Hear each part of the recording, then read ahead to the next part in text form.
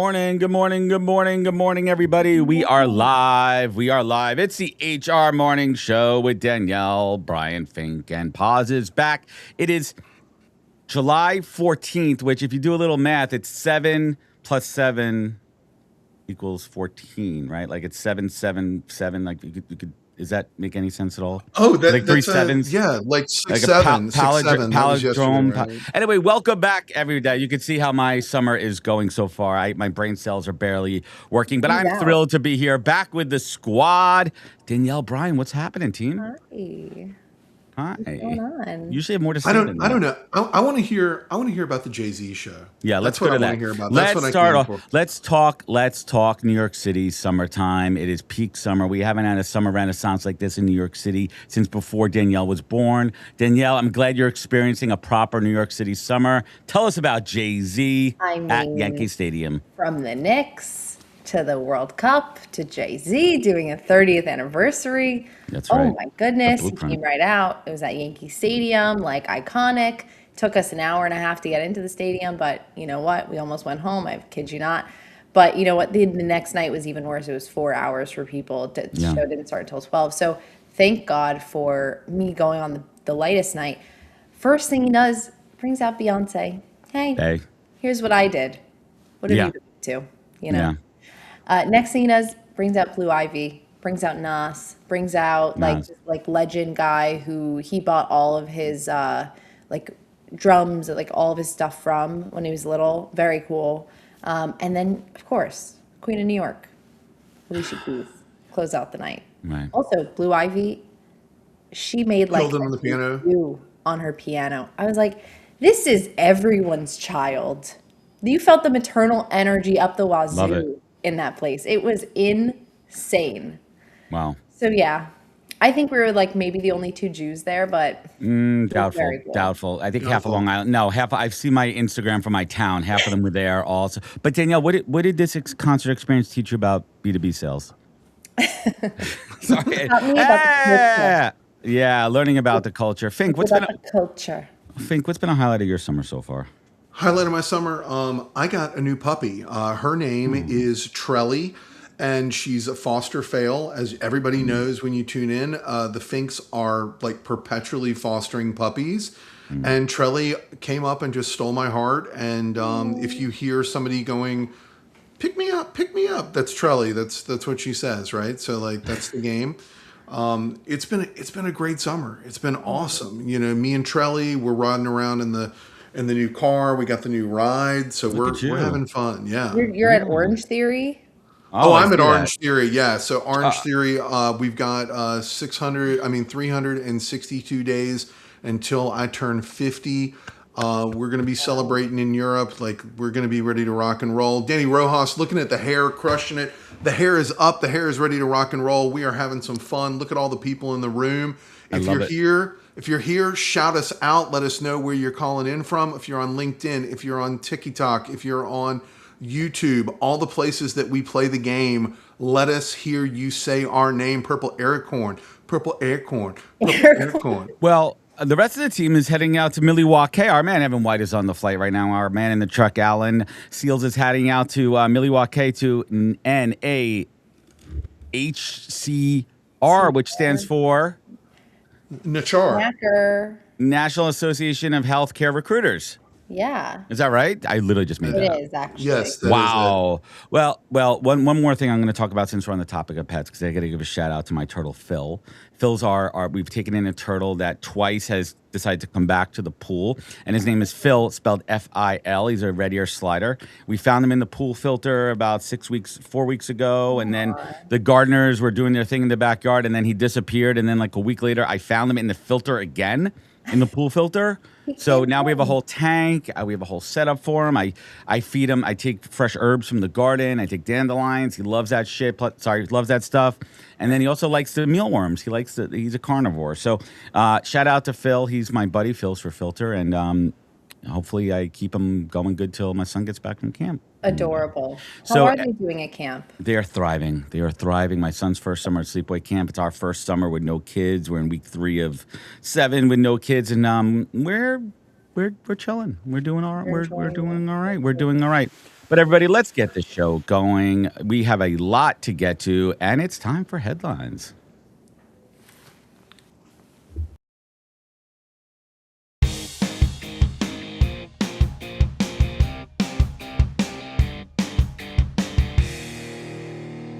Going on, we got a rock star in the house. We got the one, the only Jackye Clayton partying with the crew today. Jackye, thank you so much for showing up and showing out for us today. I'm excited for you to let us know all the things about the EEOC and let it be. Jackye, the floor is yours. What is this topic and what are we doing? Well, thank you. I don't know about all things, right? Not all the things. But what you might not have known is that there's so many changes going on with the new administration, right? Maybe you've heard a little bit, but they came up with a new plan and they're talking about making some strategy changes, and they've put them out so you can not only read them, but have public comment. A little You can go, it's like almost every Wednesday you can go to the meetings. But what's cool is that your comment forces the EEO, like it doesn't force them, but they have to read to get the evidence to consider things before its final priorities. And that's critical because it's supposed to be protecting you. And so this is the way that you can, let your opinions known, make the choices, help make the choices, help make the decisions. So like they're trying to reduce cases by 2%, right? So wait a minute. 2%, like Jackye, what's the realistic move here, right? Like I just see I see an administration that said they were going to burn everything down, building structures that just make us move slower. Yes, and they're going to have their own set of challenges. The thing is, it's like you're only as good as what you're measuring. So are you measuring a reduction of cases, or are you measuring a reduction in harassment, right? There's like one Oh, okay. particular group and one particular commission, and they were talking about, oh, we see that we're having really challenges with like sexual harassment and harassment against women. So we're going to start having this thing. They want to have a reduction of cases overall, but it's not about the case, right? It's about the Right. complaint.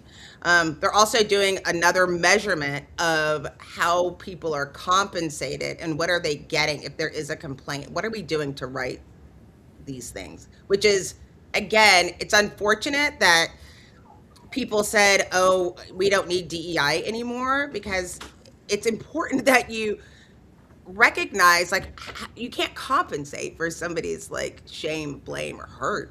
There's not an amount of money that's gonna take the place of feeling like you were discriminated against. There's no right sizing that, but they're gonna be measuring that. And so, don't tell me, go on to the website and put what you think about it. So wait a minute. Who does this sit with now? Like, is it TA leaders? Is it legal? Is it the vendors building the tools? Because, in my searches, hiring managers just assume somebody else is watching this. Are we actually saying that there's a government watchdog that's going to have teeth? I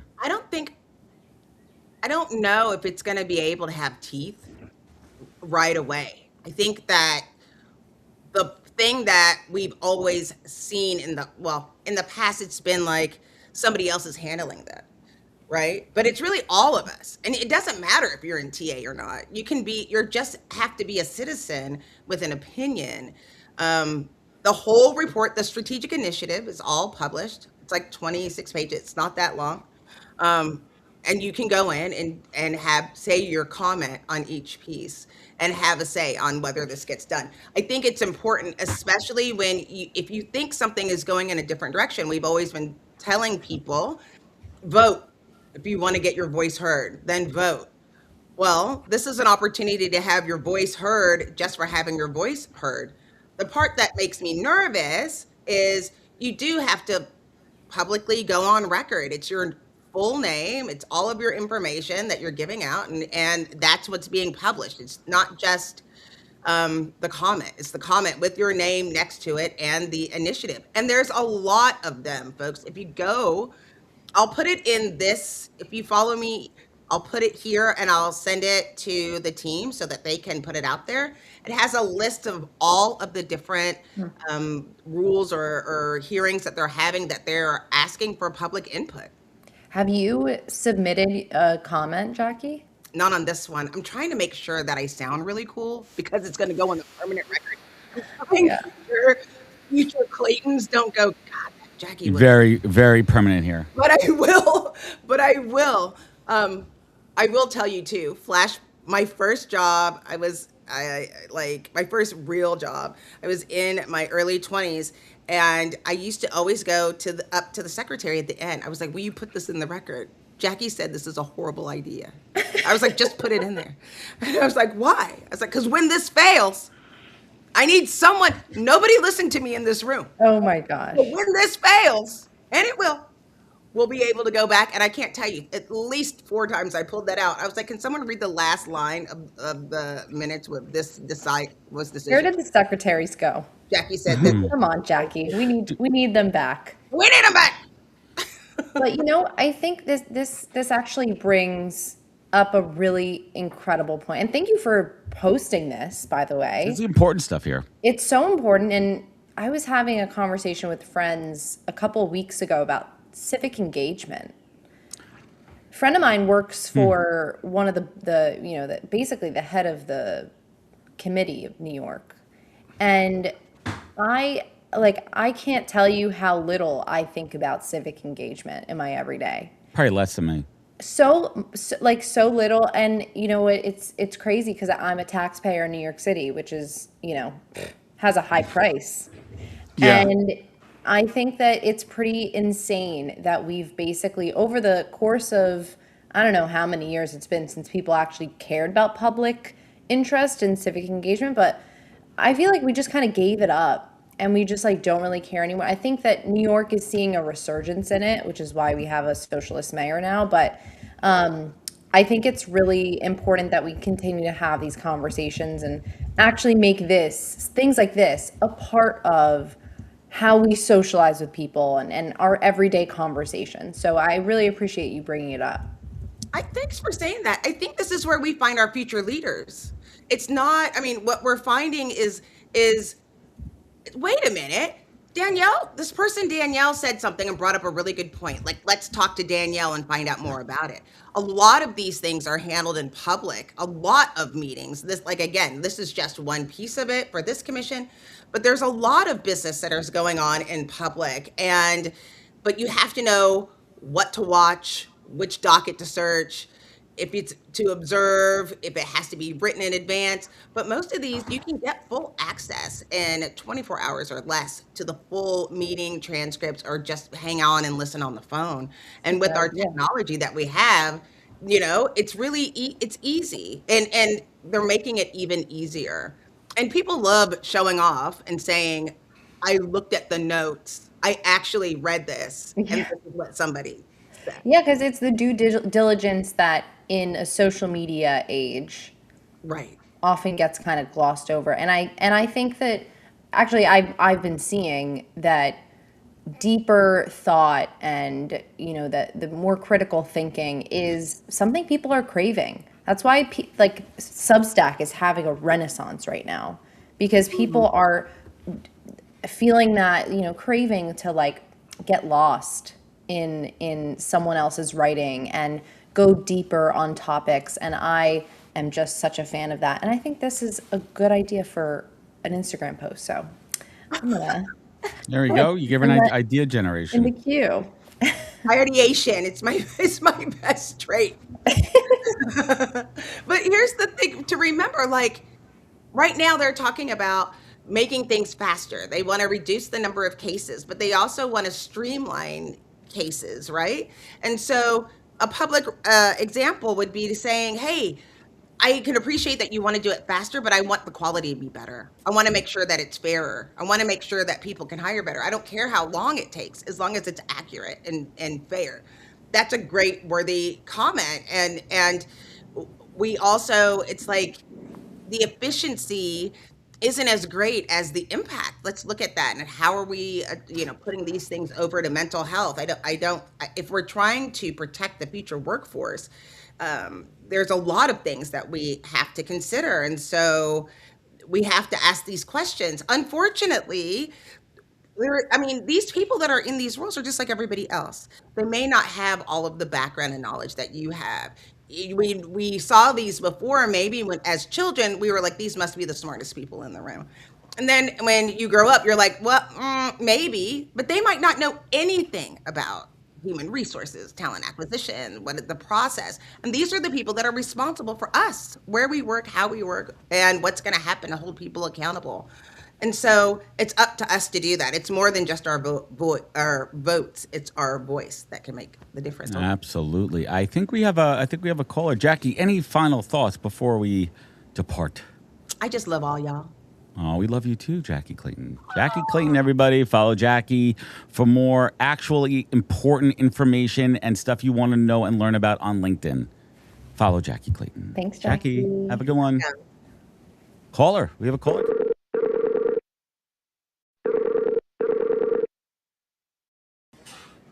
Hello, JD in the house. What's going on? Hey, how are you all doing? Can you all hear me okay? I can. Wow, you look so buttoned up. Look at that. I'm just trying to be like y'all when I grow up. That's all. So I'm just trying to be like Brian. That's it. Brian and Alan. Oh my gosh, it's a great look. Yeah, no one can compete with Brian and his hair. It is truly iconic. I'm on the way. I didn't shave this morning for that reason. I didn't shave, so I'm just trying to keep up. The yellow tie is giving, I will say. It's really nice. Well, really great to have you. Why don't we just kind of start out, tell us where you're calling in from and a little bit about what makes you you. Oh, goodness. All right. Well, I guess that depends on who you ask. I'm joking. So JD Robinson, I'm based here in Oklahoma City, but I'm between here and Dallas pretty often. And so, goodness, I celebrated 16 years in HR back in January. Wow. Jeez. Congrats. It's a drop. Hey, but listen, it's a drop in the bucket to some folks. I get it. But for me, I'm like, man, that really actually, that happened. And that's a sweet 16. Yeah. And I'm like, man, people look at me and like, yeah, let's put you in charge. And I'm like, oh, okay, all right, that'll work. And so I've been doing it. It's the only thing I've ever done professionally. I've never done anything else other than HR adjacent. Wow. Now, I mean, obviously you have the consulting, HCM, et cetera, et cetera. But man, I love everything about what I do. And it's interesting because as long as I've been doing it, I've pretty much held the same thought process on it of I'm not an HR professional. I'm a business professional who specializes in HR, if that makes sense. And so, and the reason why I bring that point up is because there is that stigma in HR, right? Where we are these advocates and we're employee advocates and, we have to have the best, we have to do whatever's best for the employee, no matter what, et cetera. And if it's going to harm an employee, then we can't do it. And if we do, then we're traitors. I'm like, I have a different viewpoint on that, but we'll save that. Let's see. I've currently the SVP of people operations and talent management at the National MS Society. And let's see, I've been in HR 16 years. I've been in leadership for 14 years, and I've been in executive leadership for 12 years. Amazing. So, it's like you got you were recruited to the varsity team. Listen, I'm like, you know what? Put me in, coach. Okay, put me in. I love that. That's amazing. I love your attitude, and I think it's incredible that you have this outlook, that is different, and maybe that is the reason why you've been successful and you found your place in leadership positions. I would love to kind of double click on that and ask you more, about this take that you have, differentiating yourself, first of all, from a personal standpoint of how you relate to the identity of an HR professional. Where does that originate from? Where did that come from? Well, I think it came from, and people aren't going to like this. Also, let me go ahead and say, I don't think I need to, but these are my viewpoints, not that of my organization, et cetera. Let me go ahead and get all that stuff out there. Also, I'm not an attorney, yada, yada, yada, blah, blah, But I will say, I get that from really common sense business practice. And I say that because no one looks at accounting and says, well, accounting's not your friend. Marketing's not your friend. Well, duh. Right. So Yeah. how is it that HR got that title, that name, that whatever? And I think it's because, unfortunately, when HR was, what was it, personnel back in the day, or even payroll, if we want to go even further back, that's pretty much where it came from, where they were like, oh, well, this is where personnel goes. This is where, et cetera, et cetera. And for me, I look at HR, I look at people and culture, I look at whatever it is we want to call it now. I look at it as we're the business lever of the organization. Our lever is just people. And so accounting moves the needle forward through numbers, solid financials, great controls. Marketing moves the business forward with great storytelling. HR moves the business forward through people. And so, just as it was mentioned, as we would not ask accounting, hey, why aren't you my friend? Marketing, why aren't you my friend? HR has a job to do too. And HR's job is what? To ensure that we move the business forward through people. Now, when I say that, I will sometimes get people to give me some really crazy looks. They're like, what are you talking about? Or I'll get some people, see, I told you HR is not your friend. He just said it himself. Case closed. Yeah. But at the same time, it's okay. I don't think you heard me though. Our job is we put the business first. But what does that mean? In order to ensure that the business is profitable, to ensure that the business is performing, and to ensure that we are productive, we do that through people, which means if you look at the motive behind it, yeah, you might not get all that, you might not get too fluffy, butterflies in your stomach about it. But if you look at the end result, you look at the outcome, it's almost the same. What do I mean? We're Right. looking at, if I know that you need, just based on, Maslow's hierarchy of needs, that you need X, Y, and Z, then my job on the people side is to get you what you need.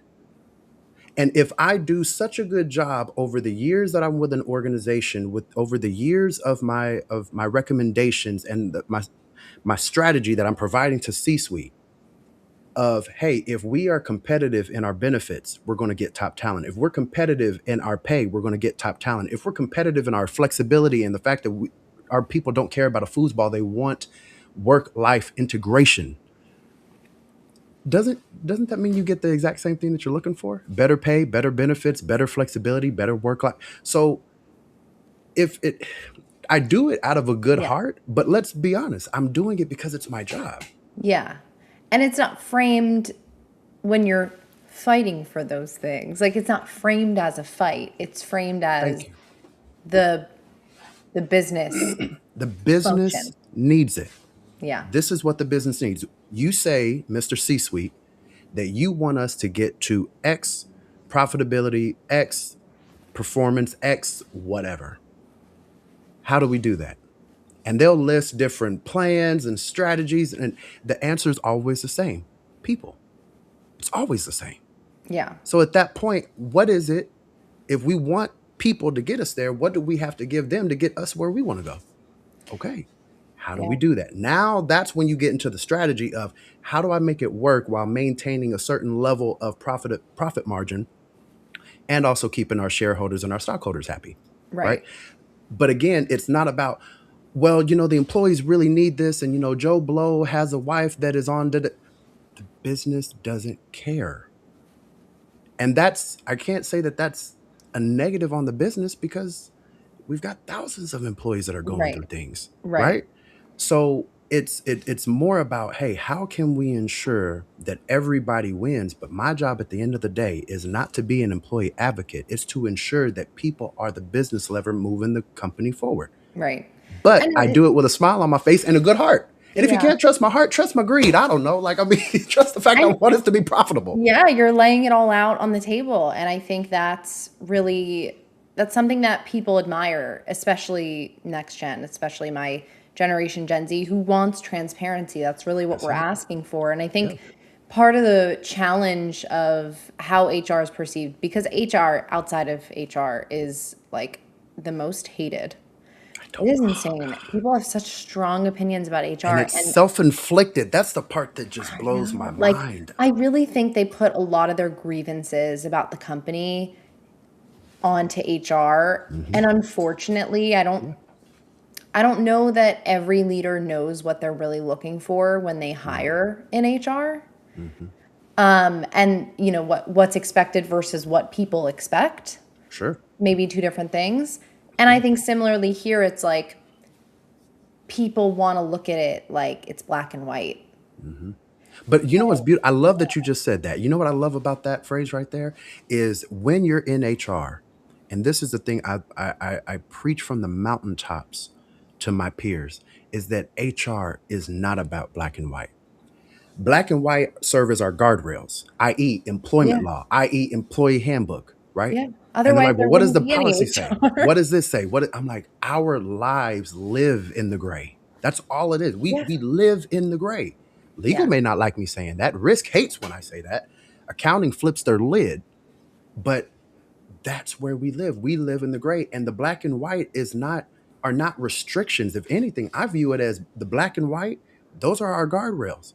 No one gets upset when you're going down a windy road that there are guardrails there to keep you on the straight and narrow path. yeah, But then they want to get upset about it when it's like, hey, I'm sorry, I can't do that. Why? It's illegal. But what we can do is within here and here, right? yeah. So at that point, it's the same thing. And I will also say, I say it's self-inflicted because I believe that there are too many individuals in HR with good hearts that unfortunately they don't like having that hard conversation of that's not a good business move. I can't do that. I'm sorry. They just say, well, I'll see if I can go ahead and talk to upper management if I can do that. Or they're getting bad news from the top and they don't know how to tell the top. That is not a good business decision. And here's why. Because Yeah. again, we're that partner, we're that strategic partner. Our job is to Totally. help them make great decisions. And unfortunately, I see a lot of times. I mean, I even have to sometimes train my staff out of this, not at the society, but previously, where we have to get out of that. You know, I guess the best way I could phrase it is with Microsoft. You know how they have all these different applications. They got Word, they got PowerPoint, they got Excel, etc. You know, the decision makers use one Microsoft application all the time, and HR seems to always be using something different. What do I mean? Well, we typically live in policy in the traditional sense, and that's usually built in Word. But if you look at all the other C-suite, they're all in Excel. They're all looking at the data. They're all looking at the numbers. They're all looking at where are we at? Why are you speaking a different language than your decision maker, the person you're supposed to be partnering with? And it's like ugh. Father, I So could true. go on my It is so soapbox, true. but Okay. ugh. Well, Anyway, sorry. to kind of bring us home, this is incredible, Sure. and I love your perspective. To bring us home a little, what's one thing that if, for the HR professionals who are watching, that you would hope that they take away from your soapbox moment, which has been really incredible. Oh, well, thank you. This could be a keynote, by the way. It is actually a keynote. So Okay, there we go. I would say this. The number one. I'm not going to say that. I will say, speak their language. If you are out of, I don't know, if you're out and you're lost on that windy road in a different country, let's say that you're hiking somewhere, whatever, car breaks down, etc., and you're in a different country, you don't have Google Translate on your phone or anything like that. You find a house or something, you're knocking on the door and you're like, and the person opens up and they don't speak English. What sense would it make for you to demand that they learn English to help you? No, at that point, you're trying to learn whatever language it is that they're talking. Your job, because you need something, is to learn their language. HR needs to learn the language of the business, the language of the C-suite, the language of the executives, so that you can get what you need to do your job, which is push the business forward through the people strategy. You make the people happy, the business is happy. Love it. Thank you for having me. Of course. Thank you so much for being here and for sharing your beautiful wisdom with us and showing you. up and showing out. All right. Have a great one, JD. You have a good one.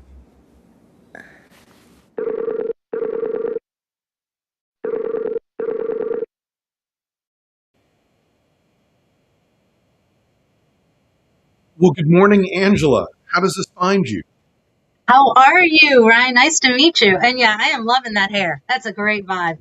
Okay, I'm so glad that I could. So just real quick, yesterday I was having a call with Alan, and he told me my hair was not spiky enough. So for Alan, our producer, I really took it up a notch. I put a little bit of maple syrup in there. It's what keeps it up when it feels like it's falling down. Angela, speaking of falling down, though, I do want to make a transition there. For those who did not do their homework before the call, can you give us a quick snapshot about who you are and why you are focused on the strategic alignment of the CEO, the CFO, and the CHRO in the business? Is that a good place to get started? That's a great place to get started. So let me see. 30 plus year HR veteran. I should really start saying 10 plus because it just gives away my age. But I've been in HR. I studied.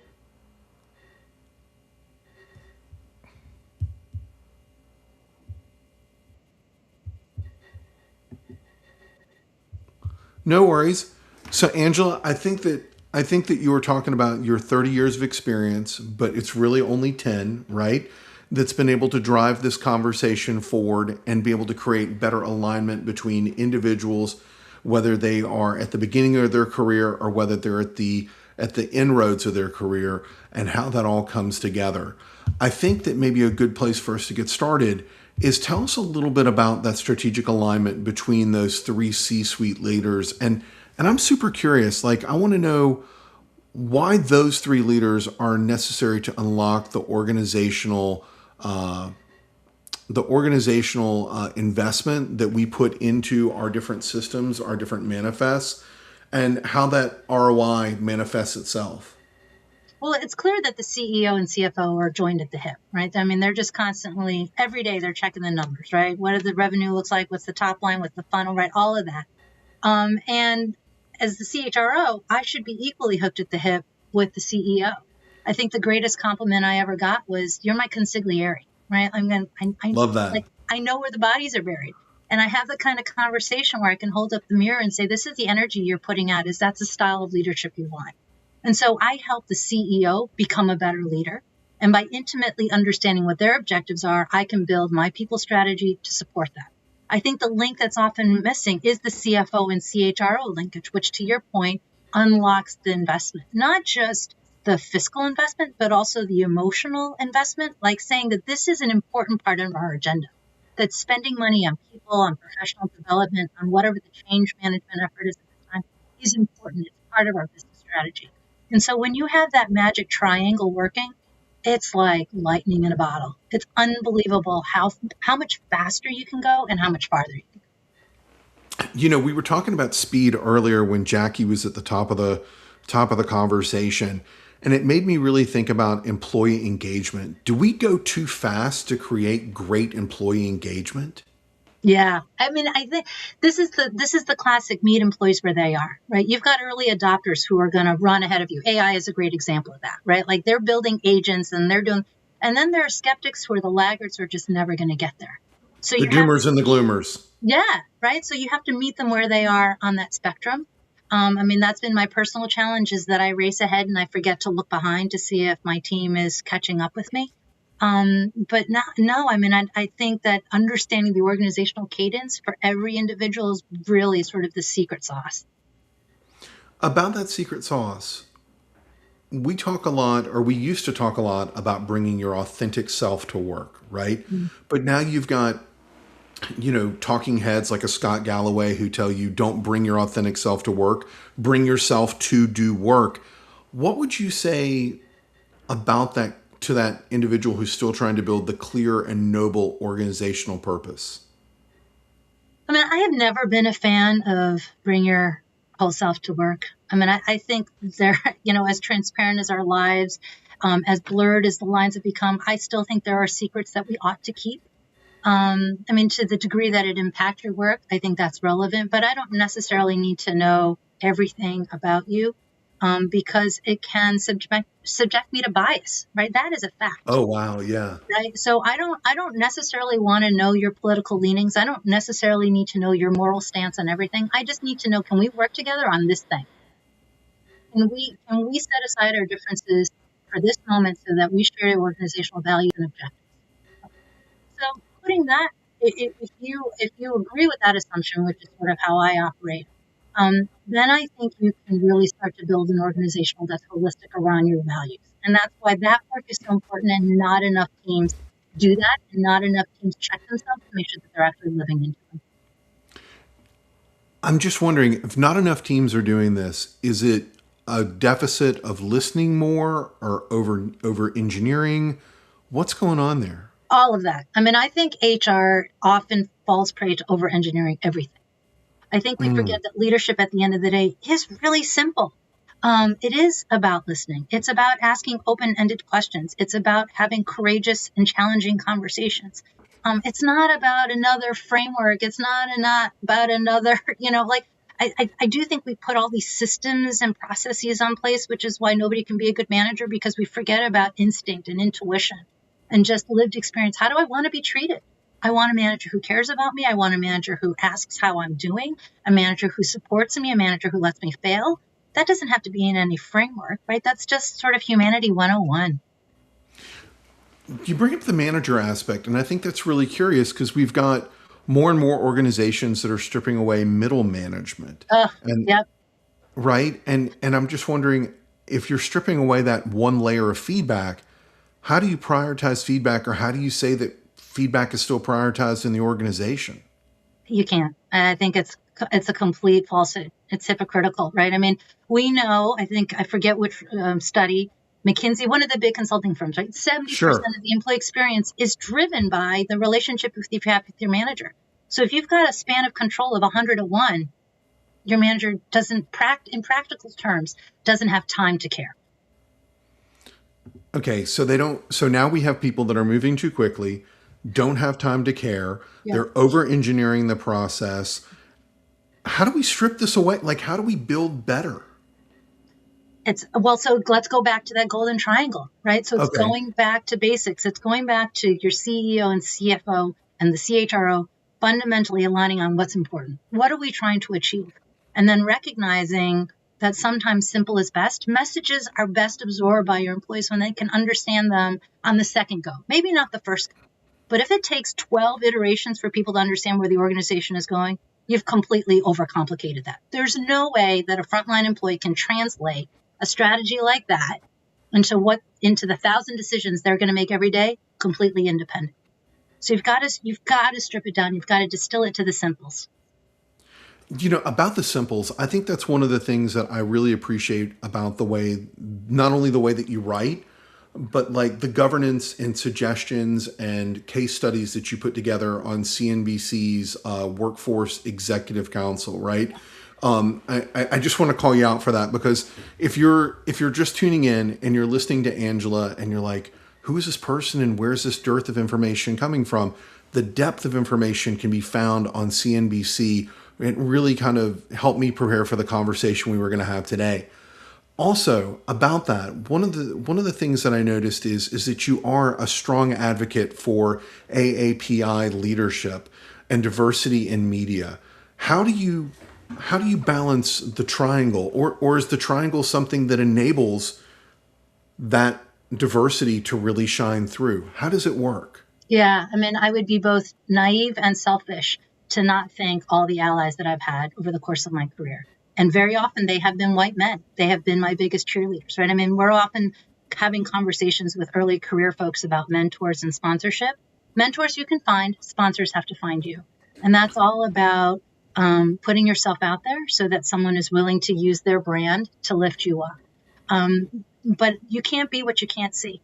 And so the C-suite is least occupied by Asian females. We are less than 1%.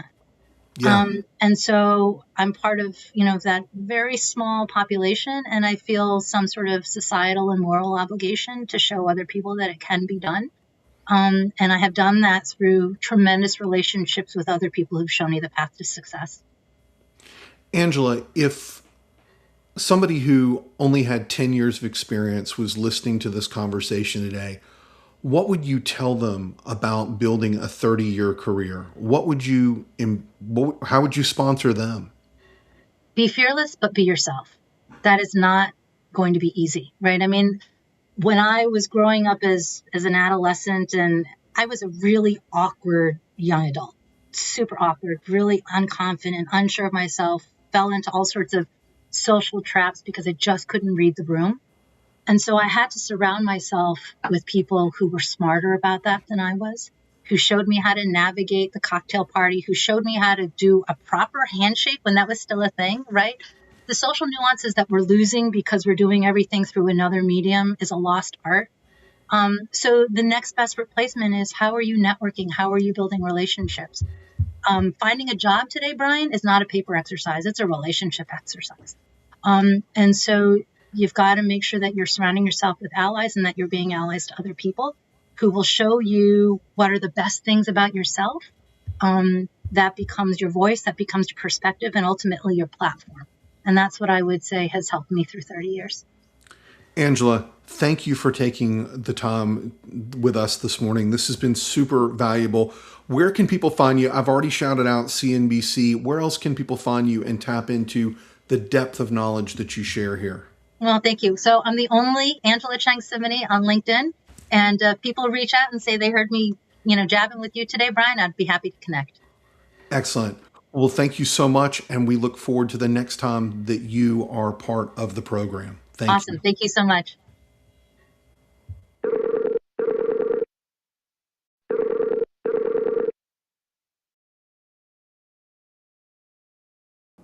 Hello. I think we have a different caller.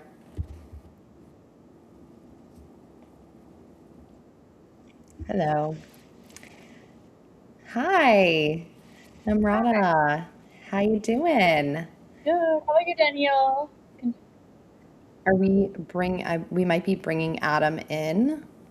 Hold on one second. Danielle is fantastic, but it's my I was turn up. about It's my turn up here.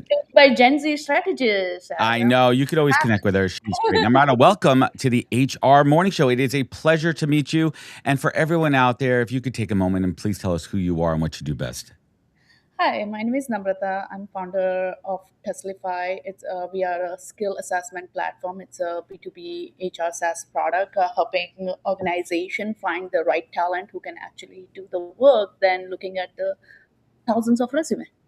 The right talent that could actually do the work. And just to give everybody a little bit more insight into you, tell us a little bit about your background. What are you trained in? What is your experience? So I'm an immigrant, moved to America like 20 years ago, started at Dunkin' Donuts, started my own software consultancy firm, helping businesses find the right talent offshore, and in the process interviewed thousands of people to find the right people for the client. And we realized there is not a easier way to understand people's talent if they're just putting things on the paper. And fast forward to AI era where everything looks perfectly same. Oh, we're going to get into all of this. So, Yes. I mean, first of all, I love that you're a hustler. Coming to this country, I mean, that's what this country is built on. This country is founded on entrepreneurs, on creating businesses and creating opportunities. And if we did a look back at the history of interviewing back to the 1800s, the process of it, it was conversations, right? It's really understanding who people are. And the resume, like the modern, like the idea of a resume is just a list of things you've done and accomplished, but it doesn't always tell everybody who you are and those skills. And especially in this new world of hiring and job search and the world of AI, where everything is becoming homogenous, where you could take a resume and a job description and merge them together so it looks perfect. Everybody is looking the same. So let's talk for a minute about imposters in hiring and why a resume is no longer enough. Just imagine where you put a job out there and you get all these applicants who have tailored their resume to match your job description. And 90% of people, other than maybe I'll leave 10% who are still not sure how to do it, are able to do it. Now, as a recruiter, you have your volume exploded, and then there are tools out there, like for $150 a month, it applies for like 750 jobs a day for you. It's a real problem. Yes, like imagine life of recruiter, one person, how many people they are going to recruit. If everything is going to look same, how many people are they going to interview? It's a real problem. I'm a practitioner recruiter. I'm deeply embedded within this industry, and this is a real problem because let's take a step back here. Yes, candidates are to blame, and I'm going to say that with a huge caveat here because I have deep empathy for anyone who's out there who's out of work on the job search. So when a tool comes along and says, "Hey, I could apply to 100 jobs for you a day," you're like, "Why not take my shot?" But what you're not seeing on the other end is the logjam that this has created. Candidates are applying who are unqualified, clogging the pipeline. Yes. AI bots that are just sending resumes to every single potential job that's even 1% a match on their resume. And what that's doing is clogging the pipeline and lowering your chances of visibility. That's exactly what is happening right now with fraudulent, inaccurate, and it is the candidate's fault to an extent, but it's also the system and these products that are out there. You're seeing the same? Yes, definitely. The only thing I would add to that is we are confusing keywords on the resume with the capabilities of the candidate. Yes. Basically, we are trying to believe the story that they're writing, but how to match that with reality is where we are failing. And you want to strategize time of recruiter.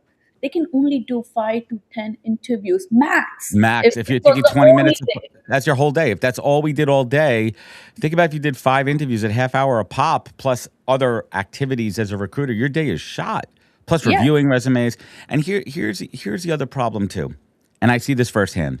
A candidate will use this technology and they'll put stuff on their resume that maybe they think that the job wants them to see. And then they get on the phone with a recruiter, someone like me, and I can smoke them out in 2 seconds because they don't have that experience. Yes. If they cannot properly articulate, so do not lean on this technology to force your way in. It's not going to work. It's not going to work. And then there's other side to it. Now just look at the people who might not have things on the resume, but they're really passionate about it. They know things because they're passionate about it, not because they have experience on it. Now, how do you find those people? Like, you don't want them to be clogged as well because they might not have a degree on it. Like, I have an example of somebody like 5 years ago I hired for a client. My HR would have never given me that resume. You know why? Because the guy was a chemical engineering dropout and we were hiring for senior full stack developer. Now, exactly.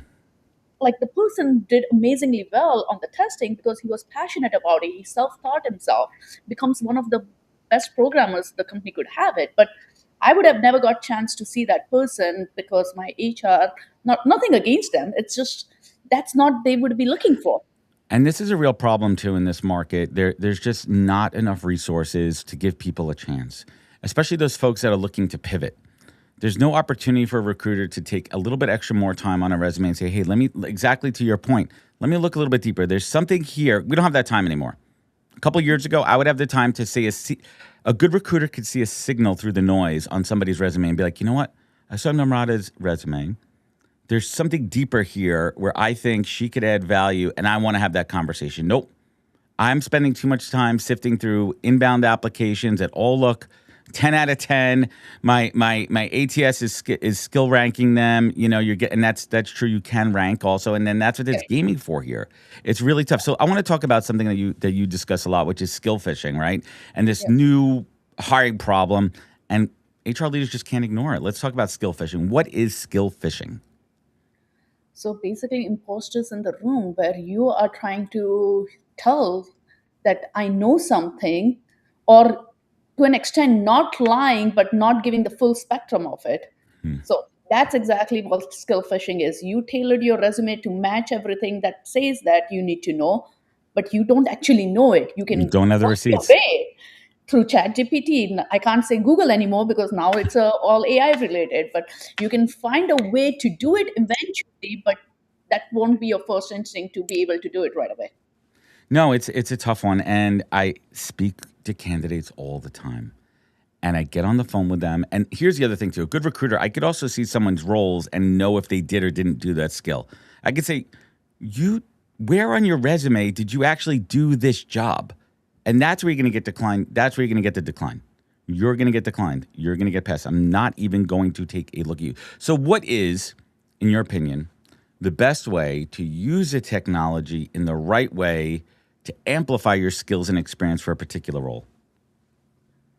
Basically, to avoid the signal problem out of all this noise, give them the real work scenario. What are they going to do on reality, on the job? What is their first week going to look like? Pick few things out of it. Have them actually do it instead of just going off of. So I'll give you an example. My son, who is a teenager and like trying to apply for internship, he puts it on his resume saying that, okay, I know Excel. What spectrum? Yes, definitely. He knows But what did you Excel. do with it? He can add numbers, subtract numbers. Add columns. You can do all that. Can he do VLOOKUP pivot table? Absolutely not. But he says he knows Excel. How do you verify if my job really needs me to do VLOOKUP?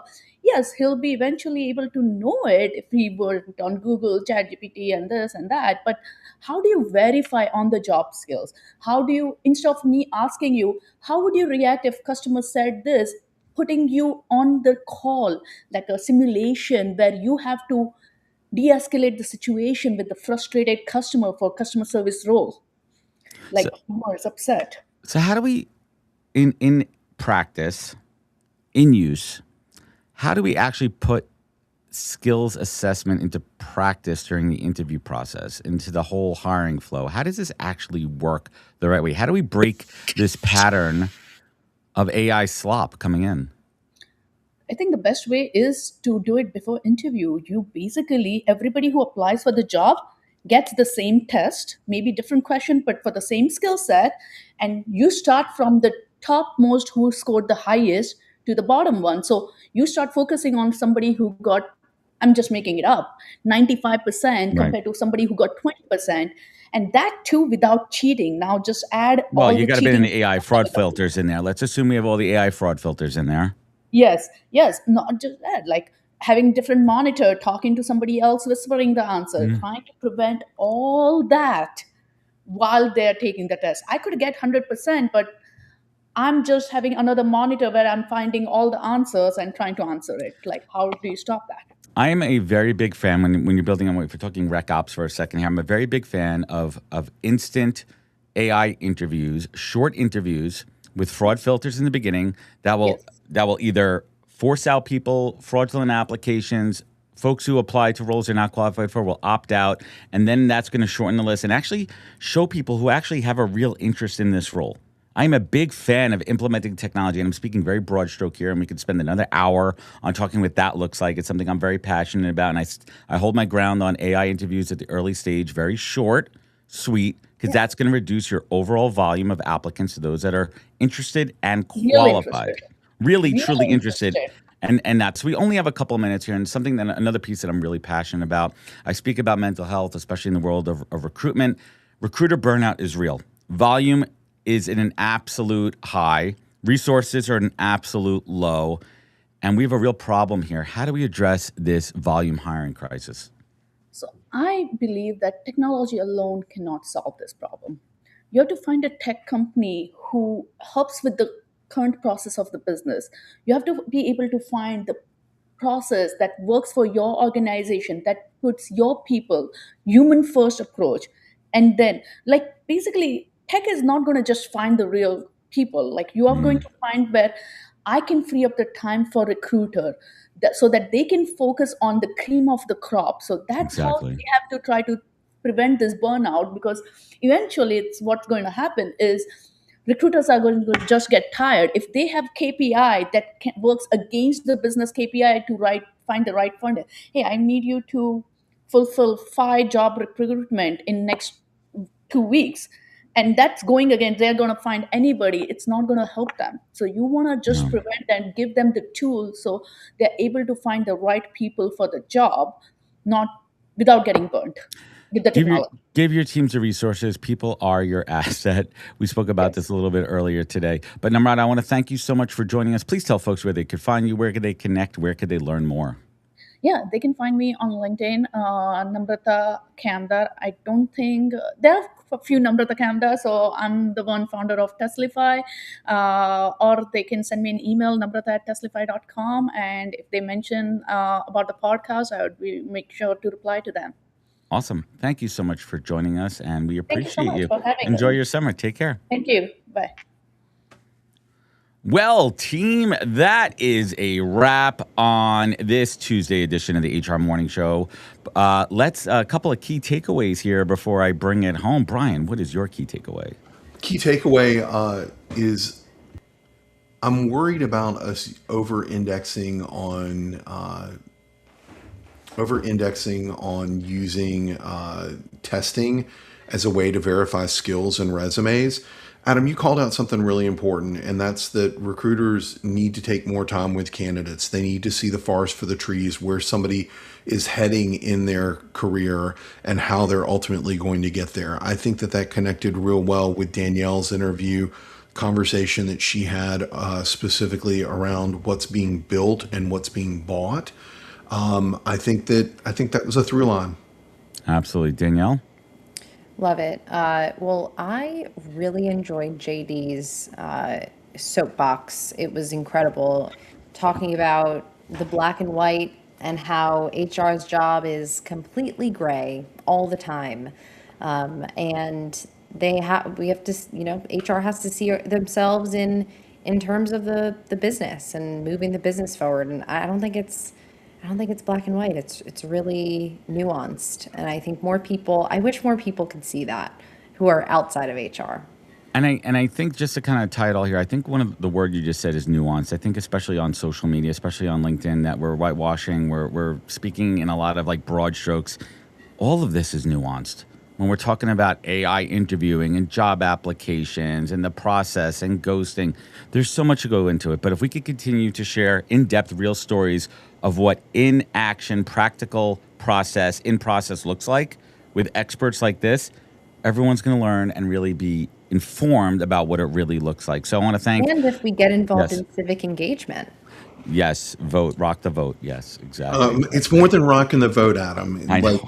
I'm like you've heard me. Like, okay, so Danielle talked about Substack. I'm gonna get on my Substack soapbox for a minute.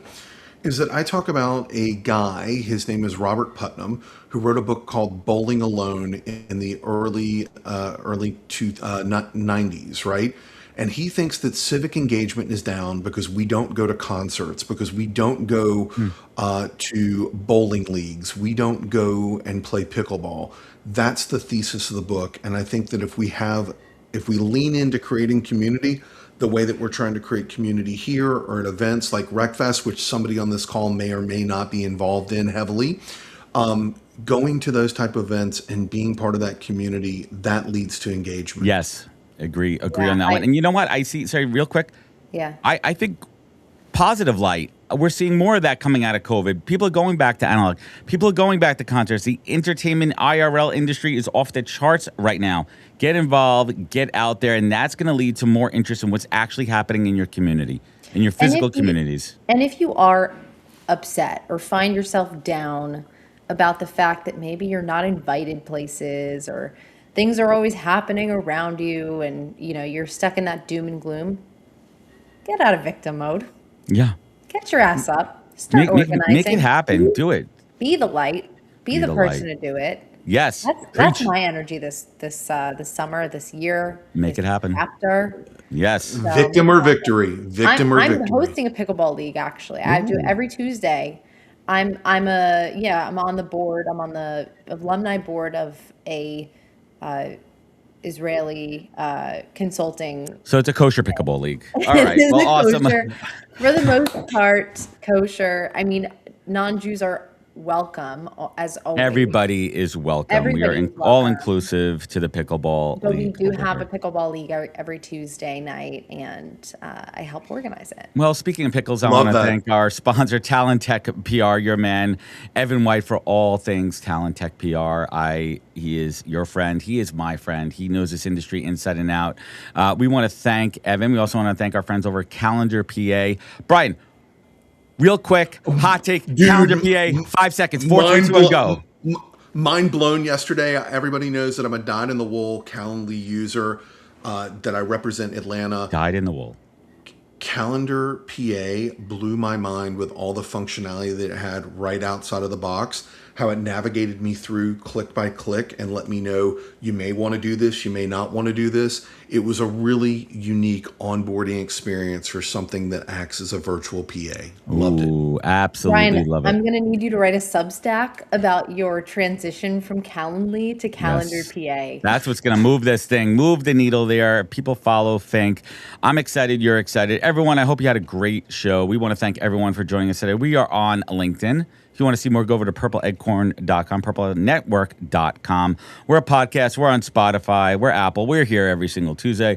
We want to thank you for spending your Tuesday morning with us. From Brian, Danielle, I am Adam, and we want to thank you and have a great day. Be good to yourself, be better to others, and we will see you next week. This is the HR Morning Show. Take care, everybody. Bye. Bye-bye.